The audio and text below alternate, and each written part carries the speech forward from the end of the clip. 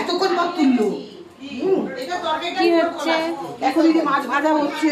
হ্যাঁ, ভেন্ডি পোস্ত হলো।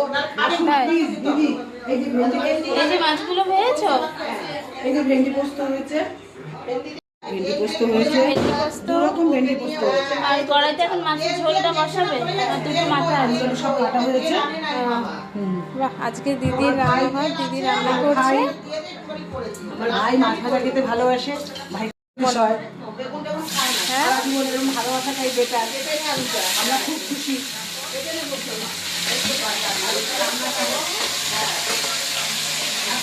ভালো হচ্ছে। তোমাদের ভাত করেছো তো? হ্যাঁ হ্যাঁ হ্যাঁ, ফ্রাইড রাইস। এই যে ভাত হয়ে গেছে, ভাত অনেকগুলো এখন আমরা ঢেকে রেখেছি। ভাত হয়েছে আজকে, অনেক লোক বাড়িতে, খুব মজার ব্যাপার। একটুখানি দিদি আমাকে জোর করে একটু টেস্ট করানোর জন্য